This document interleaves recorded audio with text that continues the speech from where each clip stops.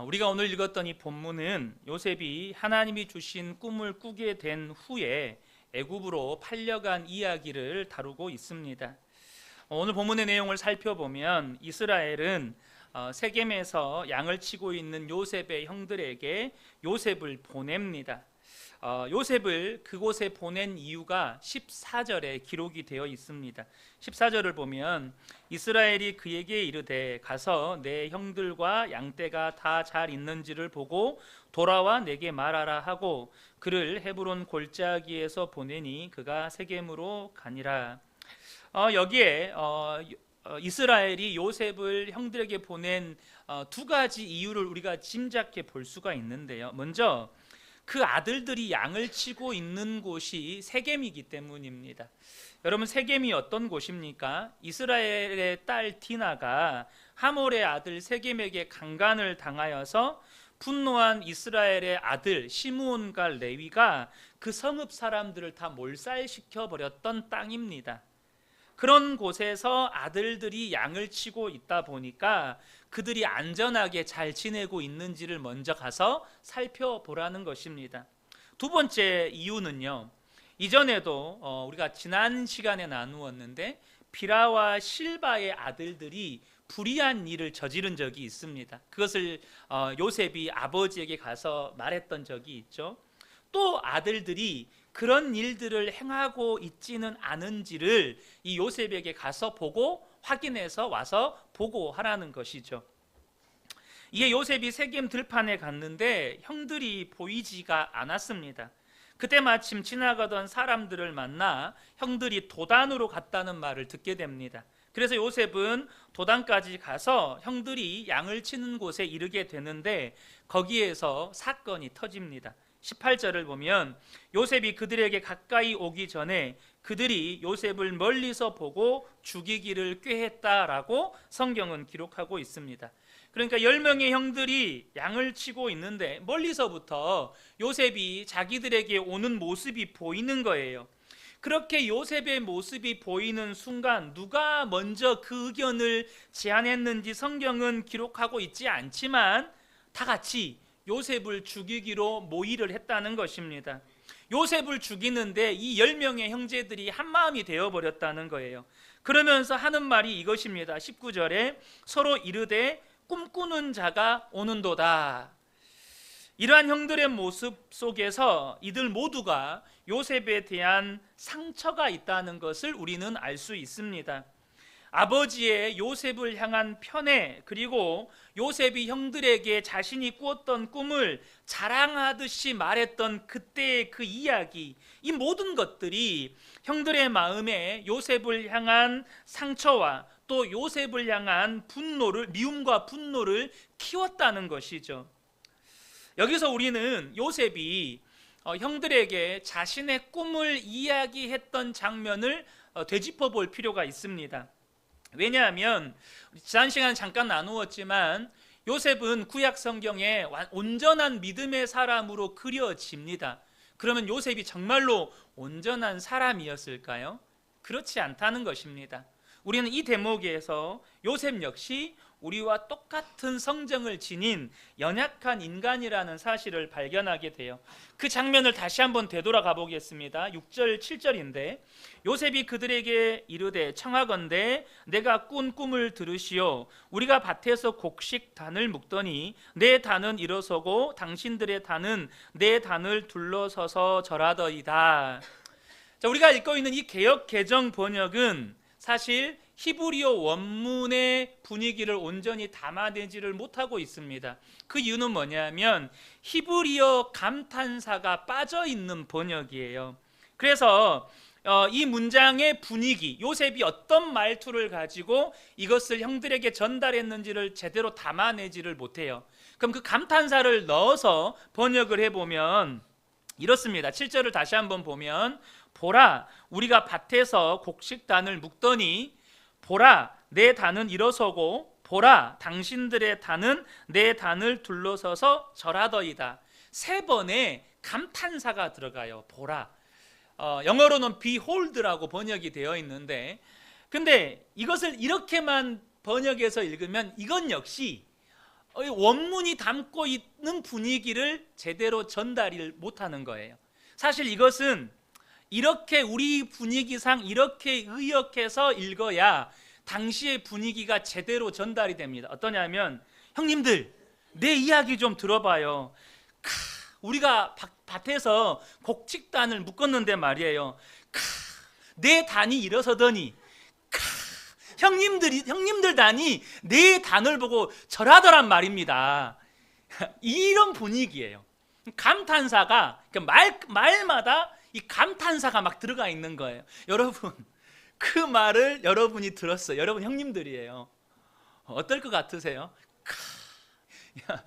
이 분위기로 이 전달이 됐을 때 형들 마음에 그 미움과 분노가 막 치솟는 거죠.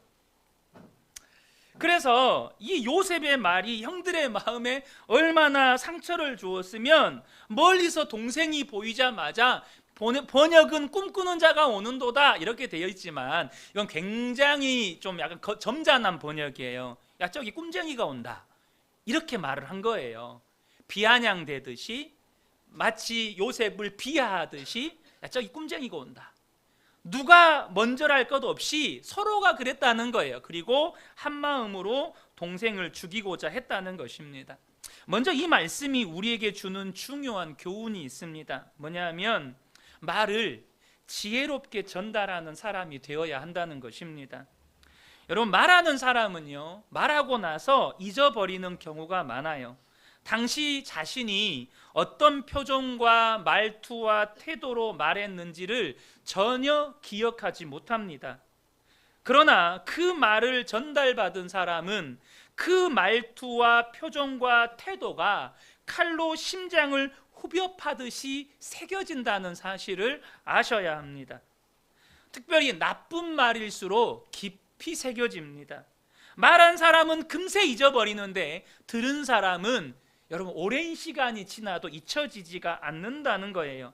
그래서 그것이 어떤 계기를 만나면 터져 나오는 것입니다. 아무리 좋은 말도 지혜롭게 하지 못하면 듣는 사람에게 상처를 줄 수 있다는 사실을 알아야 한다는 거죠. 그런 의미에서 참으로 지혜로운 다윗의 기도가 있습니다. 시편 141편 3절을 보면, 여호와여 내 입에 파수꾼을 세우시고 내 입술의 문을 지키소서. 사랑하는 성도 여러분, 우리 성도님들의 이 말에 지혜가 있기를 축복합니다. 성령님께서 여러분의 입술의 파수꾼이 되셔서 여러분의 입술의 말을 다른 사람들에게 지혜롭게 전달할 때 그것이 온전하게 전달이 될 수 있다는 것이죠. 이제 형들은 요셉을 죽여서 시체는 구덩이에 버리고, 또 아버지에게는 악한 짐승이 요셉을 잡아먹었다고 거짓말을 하자고 이렇게 모의를 합니다. 20절을 보면, 자, 그를 죽여 한 구덩이에 던지고 우리가 말하기를 악한 짐승이 그를 잡아먹었다 하자. 그의 꿈이 어떻게 되었는지를 우리가 볼 것이니라 하는지라. 여기서 이 죽여라는 히브리어는요, 그냥 죽인다는 말이 아니고 우리말로 번역을 하면 도륙한다라는 뜻이에요. 도륙한다, 그러니까 찢어 죽인다, 이런 의미예요. 그러니까 이게 뭘 담고 있죠? 요셉을 향한 형들의 미움과 분노가 얼마나 컸으면 갈갈이 찢어 죽이자는 거예요. 그래서 형들이 요셉이 도착하자마자 어떻게 하죠? 요셉의 옷을 벗깁니다. 23절 보면, 요셉이 형들에게 이르매 그의 형들이 요셉의 옷, 그가 입은 채색 옷을 벗기고, 우리 번역에도 요셉의 옷, 그가 입은 채색 옷, 이렇게 두 번 언급, 강조되어서 번역이 되어 있는데, 히브리어를 보면요, 세 번 강조되어서 써져 있어요.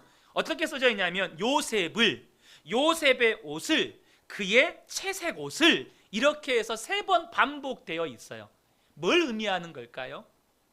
그만큼 요셉에 대한 분노와 요셉에게만 채색 옷을 지어 입힐 정도로 지극한 아버지의 편애로 인한 상처가 얼마나 컸는지 그들의 가슴 안에 원한으로 사무쳐 있다는 겁니다. 사무쳐 있다는 거예요. 그렇게 옷을 벗긴 뒤에 요셉을 빈 구덩이에 던져버립니다. 이 구덩이는 밖에서 줄을 내려서 꺼내주지 않으면 절대 혼자서 빠져나올 수 없는 그런 구덩이입니다. 그렇게 동생을 구덩이에 던진 후에 이 10명의 형들이 뭐 합니까? 25절 보면 그들이 앉아 음식을 먹다가 눈을 들어 본즉 한 무리의 이스마엘 사람들이 길르앗에서 오는데 그 낙타들의 향품과 유향과 몰약을 싣고 애굽으로 내려가는지라. 여기 25절 전반절에 보면 동생을 죽이자고 모의했고 동생의 옷을 벗겨서 구덩이에 던진 다음에 뭐 했어요? 둘러앉아서 밥 먹었다는 거예요. 둘러앉아서 아무 일 없었다는 듯이 자신들의 친동생 아버지의 혈육을 죽이려고 모의하고 구덩이에 옷 벗겨서 던져놓고는 앉아서 아무 일 없다는 듯이 밥 먹고 있다는 것입니다. 이것이 여러분 무엇을 우리에게 보여주고 있습니까? 여러분, 해결되지 않는 마음의 상처와 분노를 방치하면 사람이 이렇게 무섭고 잔인해질 수 있다는 것을 우리에게 보여주는 것입니다. 더 나아가서 이 해결되지 않는 마음의 상처와 분노를 방치하면 그런 행동, 잔인한 행동을 하고도 자신들이 잘못했다는 것을 전혀 생각하지 못하는 영적이고 도덕적인 무감각 상태에 빠지게 된다는 거예요. 어쩌면 이들은 자신들의 행동을 정당화하고 있었을지도 몰라요. 합리화하고 있었을지도 모릅니다. 우리는 잘못된 행동을 한 게 아니라 우리가 당한, 요셉에게 당한, 아버지로부터 당한 그 상처에 대한 정당한 보복을 한 것이라고 여겼는지도 몰라요. 분명한 것은 여러분 마음 안에 해결되지 않는 상처와 분노를 방치하면 사람은 잔인해집니다. 그리고 영적으로 도덕적으로 무감각 상태에 빠지게 됩니다. 누구나 인생을 살아가면서 다양한 이유로 마음에 상처가 생길 수도 있고 분노와 원한이 생길 수도 있습니다.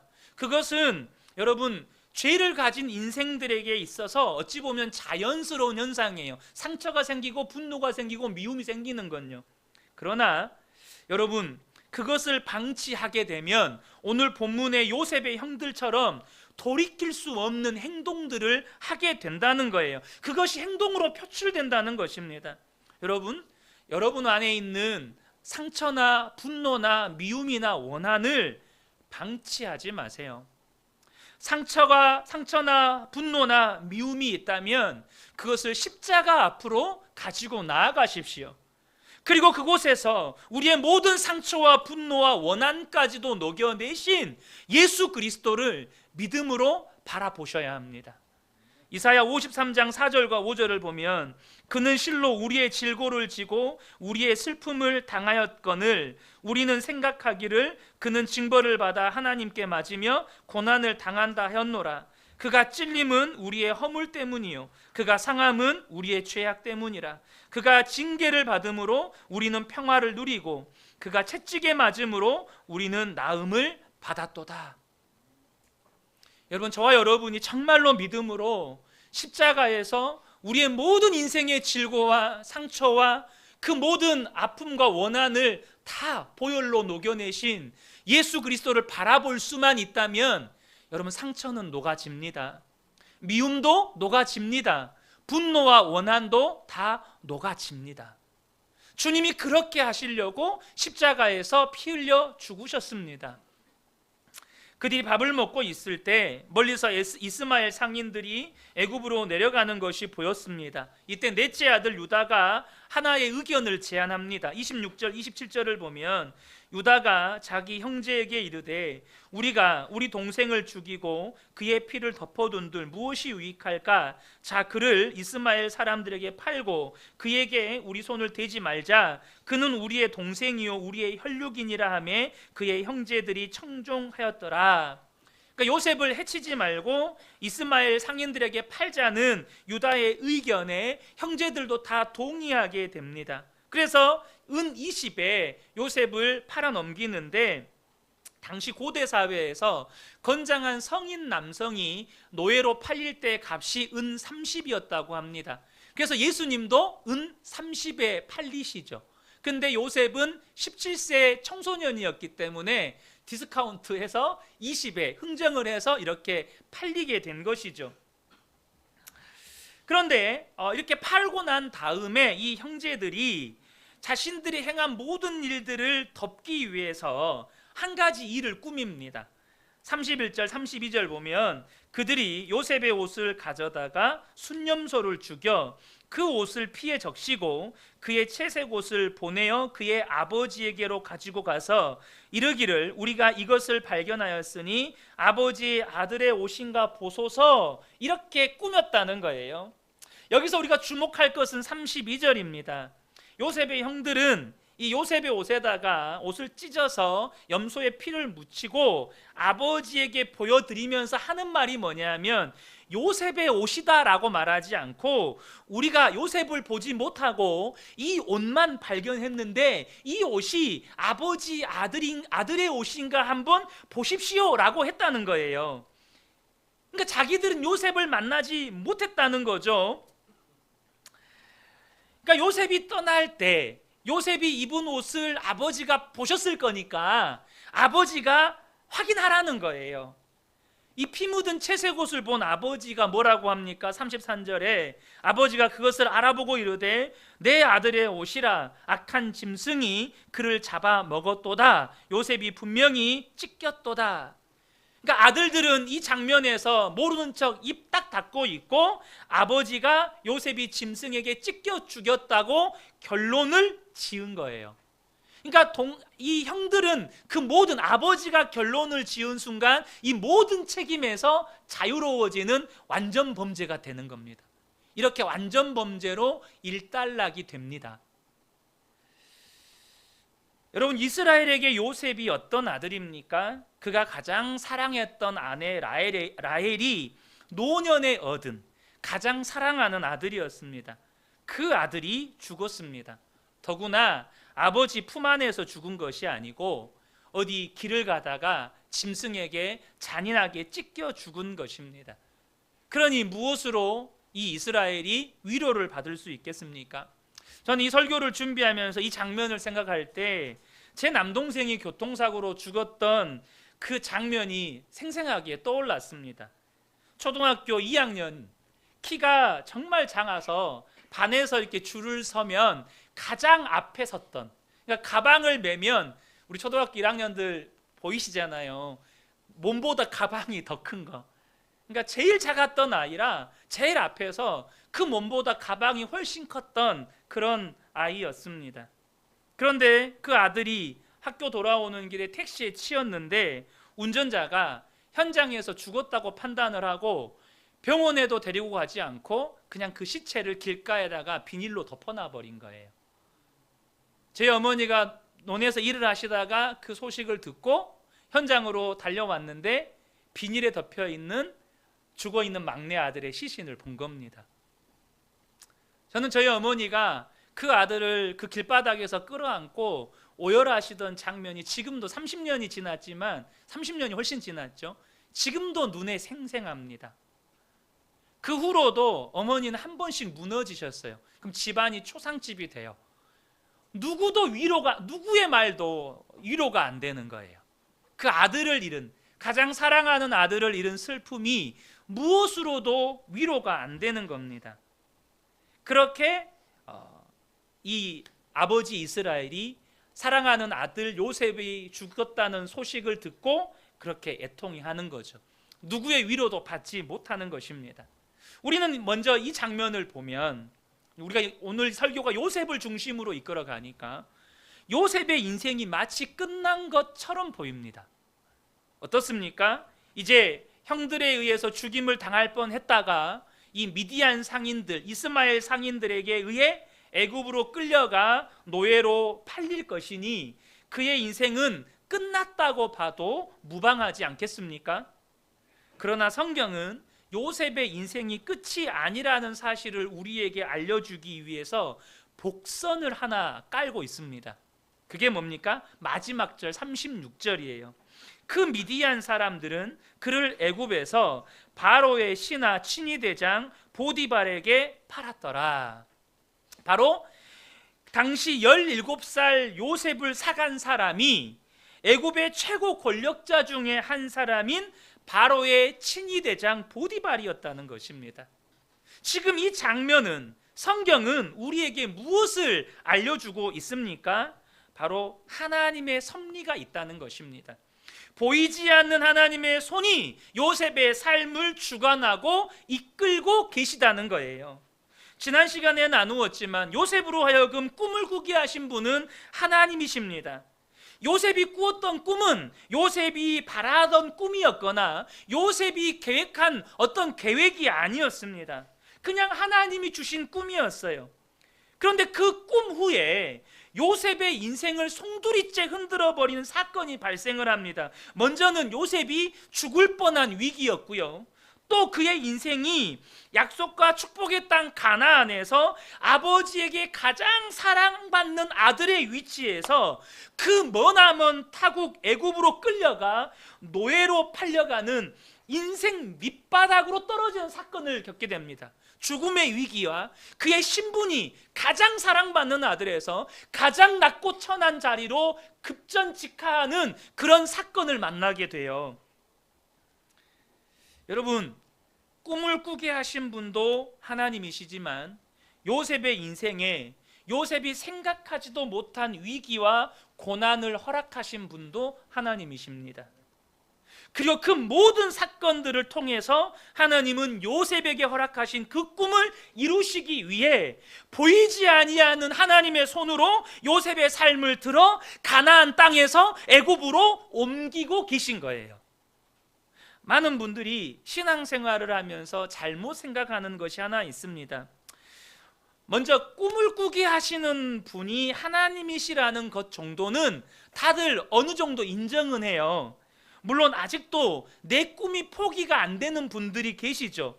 그래서 하나님의 꿈이 부담스러워서 거부하는 분들이 많아요. 그러나 하나님의 꿈이 부담스러워서 거부하고 있다 할지라도 꿈은 하나님이 주신다고 대부분 인정해요. 이 거부하냐 마냐의 차이가 있을 뿐이죠. 그런데 꿈을 꾸게 하시는 하나님께서 그것을 인도하는 방법이 우리의 생각과 다를 때가 많다는 것입니다. 우리의 삶을 인도하시는 하나님의 방법이 우리의 생각과 다를 때가 정말 많아요. 이 대목에서 성도들이 혼란스러워하고 신앙에 방황을 하는 경우가 참 많아요. 여러분, 요셉이 꾸었던 꿈을 다시 한번 생각해 보면 요셉의 곡식단을 향해서 형들의 곡식단이 절을 하고 또 하늘의 해와 달과 11별이 요셉에게 절을 하는 꿈이었어요. 이 꿈이 정확히 무엇을 의미하는 것인지 알 수는 없어도 적어도 그 꿈이 요셉을 높이시는 것이라는 것 정도는 우리가 예측할 수 있잖아요. 그렇지 않습니까? 당시 그러니까 기분 나빠하죠. 형들이 그래서 기분 나빠하는 거예요. 요셉을 형들보다 높이실 거라는 것이 예측이 되니까 요셉을 향해서 분노하고 화를 내는 거 아니겠습니까? 자, 그러면 요셉을 높이실 것이라는 것이 예측이 되니까 그 다음에 요셉을 인도하는 길은 말 그대로 요셉을 높이는 길로 혹은 요셉을 순탄한 길로 이끄셔야 하지 않습니까? 여러분, 그래야 되지 않나요? 그런데 하나님이 요셉을 이끄시는 방법은 낮추시는 것이었습니다. 낮추시는 정도가 아니라 죽음의 위기였고 먼 타국의 노예로 끌려가는 것이었어요. 이것은 누구도 바라지 않을 뿐만 아니라 생각지도 못했던 방법입니다.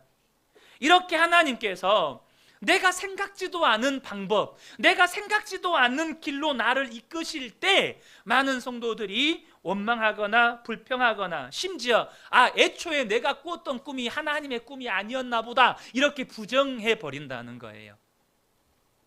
여러분, 어떻게 우리가 반응해야 합니까? 여러분, 성경은 분명하게 우리에게 말씀합니다. 하나님의 섭리가 있다는 거예요. 하나님의 보이지 않는 손이 지금 요셉의 인생을 이끌고 계시다는 것입니다. 그것을 믿는다면 우리가 하나님의 주권과 섭리를 인정해야 한다는 것입니다. 꿈을 꾸게 하시는 분이 하나님이시라면 그것을 이루시는 분도 하나님이시라는 것을 인정해야 돼요. 그것을 이루고 하는 과정과 방법이 내가 원하지 않고 생각지도 못했던 방법이라 할지라도 그 모든 것을 계획하시고 이루시는 분이 하나님이심을 인정하고 그 인도하심에 우리가 순복할 수 있어야 한다는 것입니다. 우리의 삶에는 내가 원하지 않는 일들이 정말 많이 일어납니다. 원하지 않는 사건들이 일어나는 것은 다반사고, 원하지 않는 사람들을 만나기도 하고, 생각하지도 못했던 일을 해야 하는 경우가 참 많습니다. 여러분, 여러분의 인생이 지금까지 여러분의 생각대로, 여러분이 원하는 대로 되어져 왔습니까? 대부분 아니잖아요. 아니, 거의 그냥 아니잖아요. 내가 원하는 대로 인생이 되어오지 않았잖아요. 그런데 여러분, 우리는 하나님을 믿는 사람들입니다. 우리는 하나님을 믿어요. 하나님의 섭리를 믿고 목자 되신 하나님이 우리의 삶을 인도하신다고 믿습니다. 그러면 그때 저와 여러분이 어떻게 지금 반응하고 있습니까? 여전히 내가 원하는 것, 내가 계획했던 것을 고집하면서 밀고 나가려고 하지는 않습니까? 혹은 그 상황이나 그 사건이나 그 사람을 내가 원하는 대로 막 바꾸려고 하지는 않습니까? 적어도 우리의 삶이 하나님의 섭리 가운데 있다고 믿는다면, 하나님의 보이지 않는 손이 나를 붙들고 인도하고 계시고 있다고 믿는다면, 지금 내 삶에 일어난 모든 일들이 하나님이 허락하셨다는 것을 믿는다면, 그리고 무엇보다 하나님의 주권을 인정한다면 하나님의 인도하심에 순복해야 한다는 것입니다. 그게 믿음이에요. 여러분, 저와 여러분의 삶에 내가 원하는 일이 일어날 거라고 기대하지 마세요.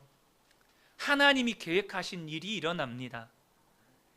그런데 여기서 우리는 그렇게 하나님께 질문할 수 있잖아요. 꼭 그렇게 하셔야 합니까? 꼭 그 방법이어야 합니까? 그런데 우리는 고통스러운데 주님이 그렇게 하시는 데는 이유가 있습니다. 왜요? 우리가 온전한 믿음의 사람이 아니기 때문입니다. 우리는요, 불순물 투성이에요. 불순물 투성이인 우리를 빚어가시는 하나님의 방법이라는 것입니다.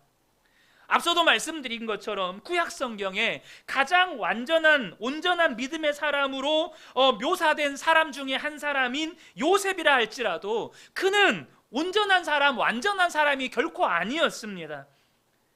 그가 형들에게 그의 꿈을 말하는 태도를 보면 그가 완전한 사람이 아니었다는 것쯤은 우리가 알 수 있어요. 어쩌면 요셉은 하나님의 꿈을 꾸고 그 마음이 교만해졌는지도 몰라요. 야, 내가 형들에게 절을 받아? 내가 그렇게 대단한 사람이야? 나 좀 괜찮은걸? 그런 요셉을 생각지도 못한 위기와 어려움을 겪게 하면서 그 속에 있는 불순물을 제거하시며 빚어가시는 것입니다. 성경은 요셉이 어떻게 그렇게 변화될 수 있었는지 구체적인 사건 하나하나를 다 기록하고 있지 않고 요셉의 마음의 심경의 변화도 다 기록하고 있지는 않습니다. 그러나 분명한 것은 요셉이 온전한 믿음의 사람으로 변화되었다는 것만큼은 분명하게 소개합니다. 우리는 크게 두 가지 측면에서 요셉이 분명하게 변화된 것을 확인할 수 있어요.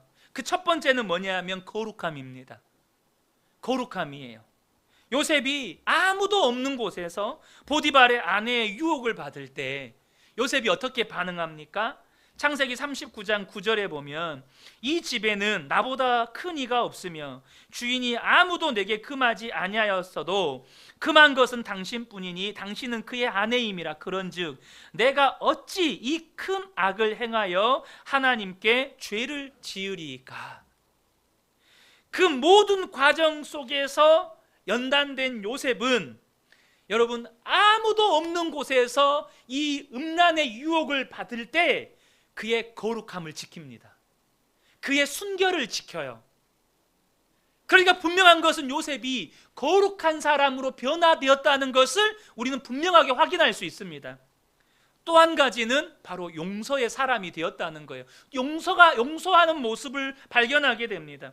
아버지 이스라엘이 죽자 형들은 요셉이 자신들이 과거에 한 행동에 복수할 것을 두려워했습니다.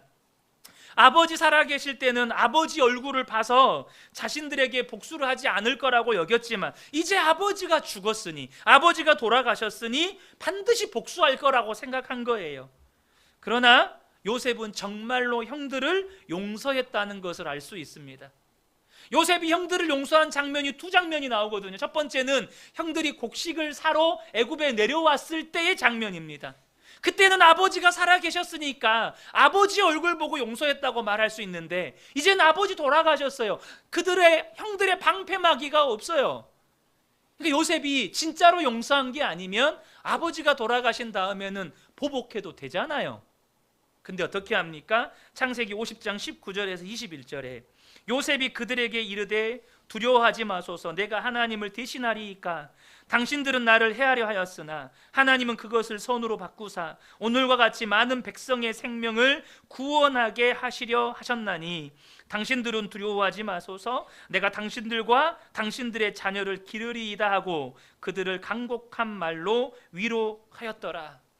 우리는 이 두 성경의 기록의 대목에서 우리가 주목해야 할 중요한 요셉의 고백이 있습니다. 먼저 창세기 39장 9절에서는 내가 어찌 이 큰 악을 행하여 하나님께 죄를 지으리까라는 이 고백입니다.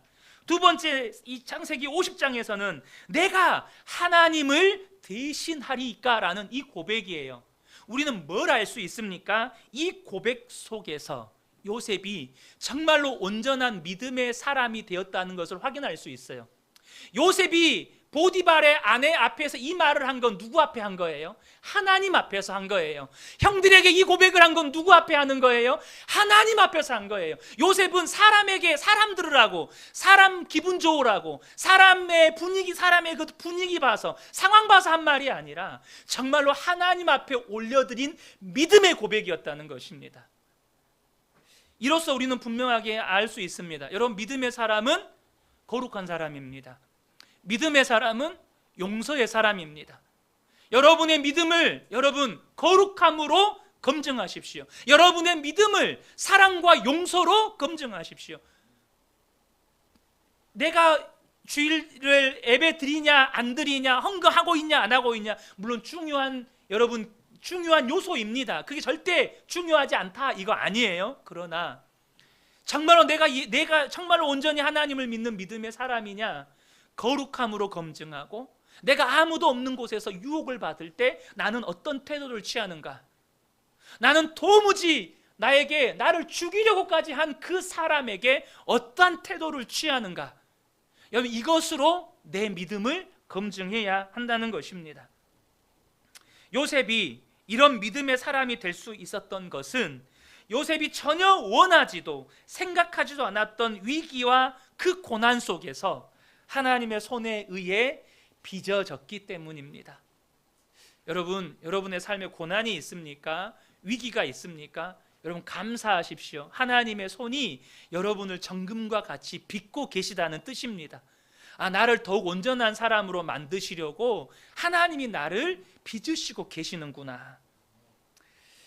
저는 우리 근혜교회 모든 성도님들이 하나님이 우리의 인생을 인도하시는 그 모든 여정 가운데에서 내가 원하지도 않고 생각하지도 못했던 일들과 사건들을 만날 수도 있지만 그 속에서 나를 인도하시고 빚으시는 그 하나님의 손길을 통해서 더욱더 온전한 믿음의 사람들로 빚어지시고 세워져가는 그런 복된 분들 되시기를 예수님의 이름으로 축복합니다. 아멘.